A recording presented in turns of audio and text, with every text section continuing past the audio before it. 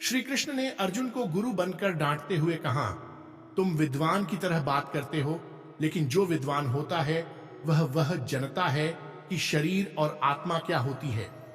इस शरीर का जन्म होता है और जिसका जन्म हुआ है उसका अंत होना निश्चित है, लेकिन आत्मा कभी नहीं मरती, अर्थात आत्मा अमर है। शरीर बाल्यावस्था से तरुणावस्था और फिर वृद्धावस्था में निरंतर अग्रसर होता रहता है और उसी प्रकार मृत्यु होने पर आत्मा दूसरे शरीर में चली जाती है।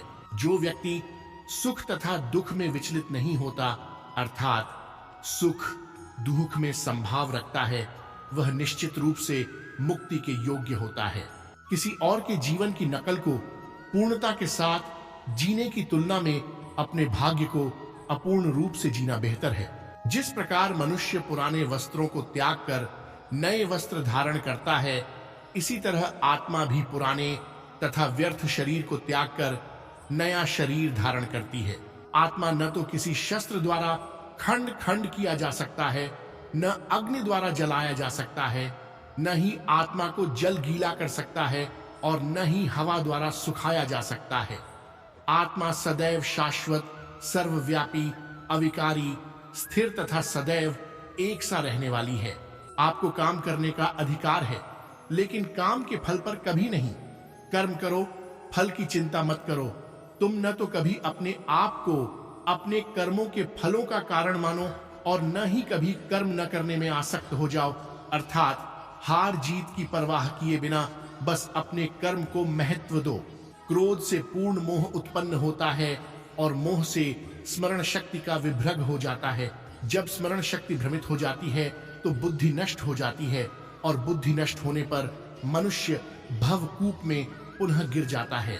अपने सभी कार्यों को भगवान पर केंद्रित मन के साथ करें, आसक्ति का त्याग करें और सफलता और असफलता को एक समान नजर से देखें। अध्यात्म का अर्थ है संभाव। तुम्हारे हृदय में अज्ञानता के कारण जो संशय उठे हैं, उन्हें ज्ञान रूपी शास्त्र से काट डालो। जो भक्ति भाव से कर्म करता है, जो विशुद्ध आत्मा है और अपने मन तथा इंद्रियों को वश में रखता है, वह सबों को प्रिय होता है और सभी लोग उसे प्रिय होते हैं। ऐसा व्यक्ति कर्म करता हुआ भी कभी नहीं बांधता। जिसने मन को जीत लिया है उसके लिए मन सर्वश्रेष्ठ मित्र है, किंतु जो ऐसा नहीं कर पाया उसके लिए मन सबसे बारहरा शत्रु बना रहेगा। जो ज्यादा खाता है या बहुत कम खाता है, जो ज्यादा सोता है अथवा जो पर्याप्त नींद नहीं लेता, उसके योगी बनने की कोई संभावना नहीं है। एक उपहार तब शुद्ध होता है जब वह दिल से सही व्यक्ति को सही समय पर और सही जगह पर दिया जाता है और जब हम बदले में कुछ भी उम्मीद नहीं करते हैं। कोई भी जो अच्छा काम करता है उसका कभी भी बुरा अंत नहीं होगा, चाहे यहाँ या आने वाले दुनिया में।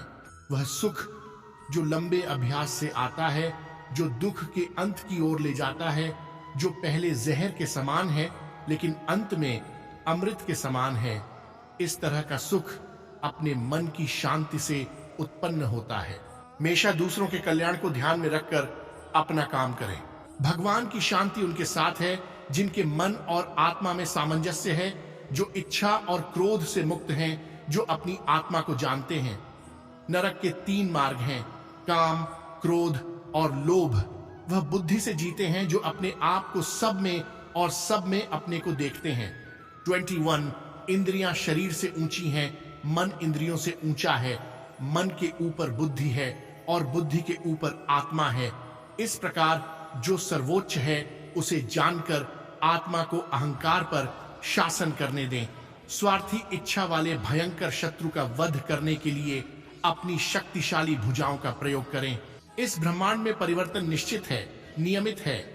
आप एक पल में करोड़पति या कंगाल हो सकते हैं। भय और चिंता 2 शत्रु हैं जो हमारे कल्याण में बाधक हैं। हमें उन्हें अपने दिमाग से पूरी तरह से मिटाने का प्रयास करना चाहिए। तुम खाली हाथ आए हो और खाली हाथ चले जाओगे। मनुष्य अपने विश्वास से बनता है, जैसा वह मानता है वैसा ही वह है। जो व्यक्ति संदेह करता है उसे कुछ हासिल नहीं होता। शंका करने वाला प्राणी कभी खुश नहीं रहता। जब मन व्याकुल हो तब कोई भी निर्णय न लें।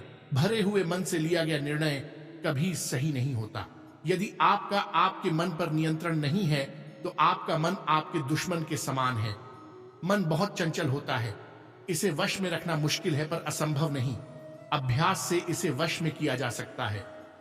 जिसका जन्म हुआ है उसकी मृत्यु निश्चित है, इसलिए जो हुआ है उसका शोक व्यर्थ है। आप भविष्य को नहीं जानते, इसलिए आपने वाले कल की चिंता में आज दुखी मत होना। आप केवल भविष्य का स्वागत कर सकते हैं और इसको संवारने के लिए आज कर्म कर सकते हैं। आपके अधिकार में सिर्फ कर्म करना है, इसलिए कर्म करें, फल की चिंता न करें। जब कोई भी कर्म करने में आपको फल की चिंता नहीं रहती तो वो आपको जगडहता नहीं है। जो हो रहा है वो अच्छा हो रहा है, जो होगा वो भी अच्छा होगा, इसीलिए व्यर्थ चिंता मत करो। आज जो आपका है वो कल किसी और का होगा और परसों किसी और का, इसलिए व्यर्थ चिंता मत करो। आत्मा अमर है, शरीर तो सिर्फ मिट्टी है। आत्मा न पैदा होती है न मरती है। चाहे इस काल में या फिर आने वाले काल में कोई भी ऐसा व्यक्ति नहीं है जिसने अच्छे कर्म किए हों और उसका अंत बुरा हुआ हो। जब इंसान की जरूरत बदल जाती है तो उसके बात करने का तरीका भी बदल जाता है। अहंकार सर्वनाश की ओर ले जाता है। समय सबसे बलवान है। तुम इस धरती पर मेहमान हो, मालिक नहीं, इसीलिए अहंकार छोड़ त्याच दो। जिसे तुम अपना समझकर मग्न हो रहे हो, बस यही भावना तुम्हारे दुखों का कारण है। मैं सभी प्राणियों का समान रूप से देखता हूं, न मुझे कोई कम प्रिय है न अधिक, लेकिन जो मेरी प्रेम पूर्वक आराधना करते हैं वो मुझ में निहित हैं और मैं उनके जीवन में आता हूं। अपने आत्मज्ञान की तलवार से अपने हृदय के अज्ञान संदेश को काट कर फेंक दो। उठो, अनुशासित रहो। यदि आप धर्म करोगे तो आपको ईश्वर से मांगना पड़ी रहेगा, लेकिन यदि आप कर्म करोगे तो ईश्वर को आपको देना पड़ी रहेगा। जिस प्रकार सूर्य उगते ही अंधकार मिट जाता है, उसी प्रकार सही ज्ञान की प्राप्ति से अज्ञान का अंत हो जाता है और सभी वस्तुएं अपने वास्तविक रूप में दिखने लगती हैं। जो व्यक्ति कर्म तो करता है परंतु वह स्वार्थ प्रेरित होकर फल की चिंता करता है, ऐसा व्यक्ति दुखी और बेचैन रहता है, क्योंकि उसे सिर्फ इस बात की चिंता रहती है कि फल क्या मिलेगा।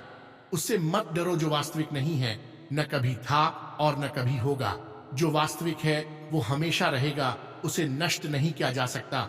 लोग आपके अपमान के बारे में हमेशा बात करेंगे।